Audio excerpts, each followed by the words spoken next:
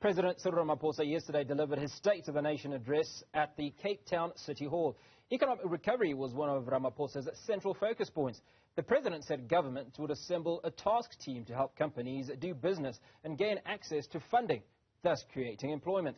When it comes to state-owned enterprises, the president said a task team is working on evaluating and consolidating SOEs and their function. For more reaction on the president's delivery last night, we speak to Professor Miriam Altman from the College of Business at the University of Johannesburg. Professor Altman, very good morning. Good to speak to you. Your immediate reaction, does it make your blood tingle, what you listened to last night? Sure. Does it make my blood tingle? Maybe, but you know what he did was he was making some very important comments or commitments and statements about reforms that are ongoing that are going to have a very important impact on the economy. So if I could just connect the dots a little bit, when he says we're carrying on with rolling out vaccinations, and he says it's available to everybody. Why that becomes important for the economy is that most people work in face-to-face services, and they have made it easier from a regulatory perspective for people to get back to work. And one of the most important things, we're still over 1 million jobs down, by the way, from the peak in 2018. We've got to get people back to work. So if we can get a fully vaccinated population, or at least to maybe 70 or 80%, then that makes it easier just to open up, have sporting events, just get back to full production. So that's like a job statement, even though you may see it as a health statement. Then in state-owned enterprise reform, the really big things that he announced stuff that it's actually not actually new. It's moving and it's happening, and that does make me very happy. The one example I would give that I could highlight is he announced that Cabinet had just released a energy regulation amendment bill on Wednesday. And what that does is that opens up private buying of electricity through the regulation of a new transmission company, and also the opening up of multi-markets. Now, multi-markets is a very big move for government, because it gets us away from a monopoly provider to a situation where firms can buy and sell energy between them. And what that's going to start to do is to definitely start to make it easier to get energy on stream when it's needed. Transnet also, it was announcing that private participation in the main lines is moving ahead. So it's not just words, it's stuff that's happening, just as examples. Professor Altman, allow me to come in there. Now, one of the things that the president talked about was the hemp and cannabis sector. And he said it has capacity to bring about maybe 130,000 jobs. I'd imagine that 130,000 jobs don't happen overnight. What's your reaction to this? And is this a way of certainly creating thousands of jobs? Well, my view would be that we have had a very robust agriculture sector, not to take away from hemp and cannabis, but, we've been doing very well in citrus production, which is a very big industry, and we've become one of the biggest global exporters of citrus, blueberries, and a whole range of other things, wine, of course.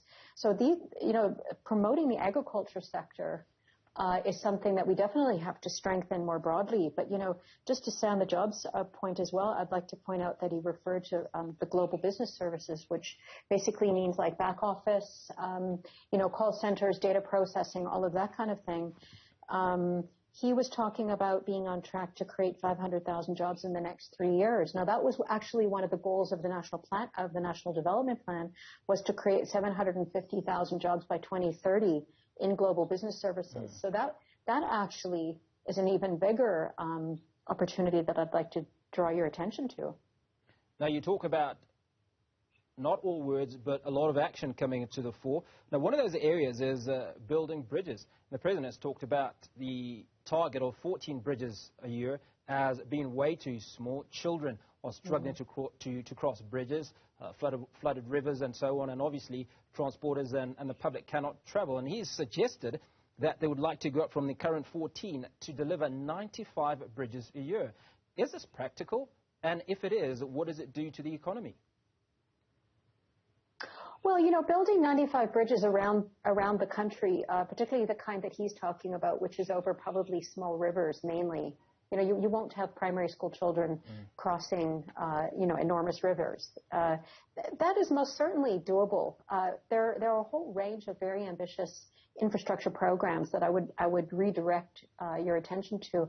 Those bridges are incredibly important, but building 95 bridges is certainly within the capacity of the country to do easily.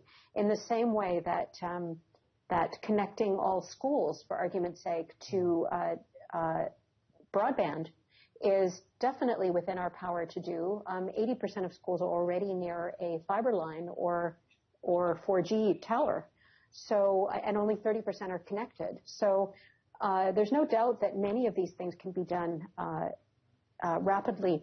I've been the lead drafter of the National Infrastructure Plan last year, and we're moving into the whole area of municipal infrastructure and social infrastructure this year. And you know, what we're very focused on there, to get to scale, we're going to have to strengthen certainly the technical capacity within the state to deliver. There's no doubt about that. And we're going to have to really focus on this issue that the president raised around the professionalization of the public service. So what that means is we need to strengthen the leadership, governance, and accountability and capacity within the top infrastructure state-owned enterprises like PROSA, ESCOM, and Transnet.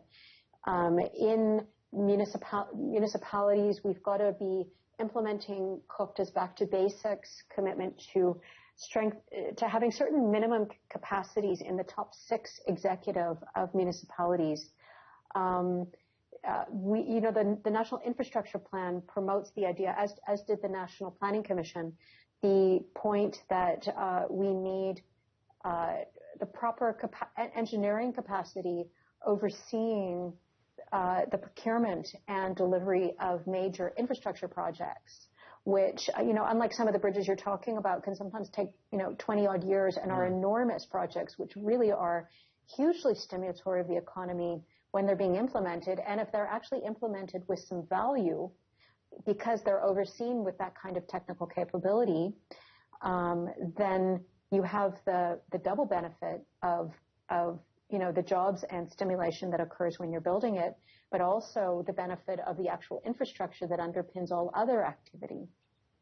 Now, you raise an interesting point there. Well, certainly you talk about being part of the team that is spearheading the development of that blueprint. And a couple of issues come to mind, and one of those is governance and how poor governance, corruption can take away from the work that you're wanting to do. Certainly if money is allocated, but if that money is then siphoned away, the president is unable to achieve many of these things. And while we're at it, municipalities, I had a conversation with a guest a few months ago, and computer literacy was 30–40% amongst those that worked in the municipalities. Now, how does all of this impact some of the plans and the work that you are doing, or certainly some of the initiatives that the president has talked about?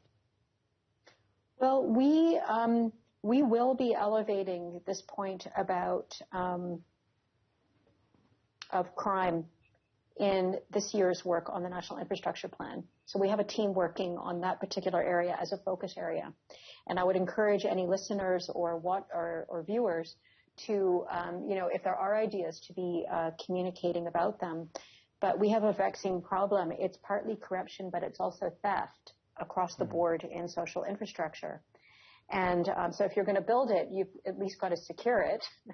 You don't want it stolen, right? I mean, that's just a basic point, you know. And then, of course, like when you look at PROSA, you know, 80 billion was invested in the rail network, and they get about a 10 billion rand capital operating subsidy every year. And, of course, the network is hardly working. So, you know, Metro Rail, that kind of thing. So, you know, it just stands to reason that if we can get better value for money, you know, firstly by stopping corruption in the procurement process and stopping stealing, that right there would be enormously stimulating of the economy. Well, Professor Altman, certainly appreciate your time this morning. We're speaking to Professor Miriam Altman, who's from the College of Business at the University of Johannesburg. We thank you for your time.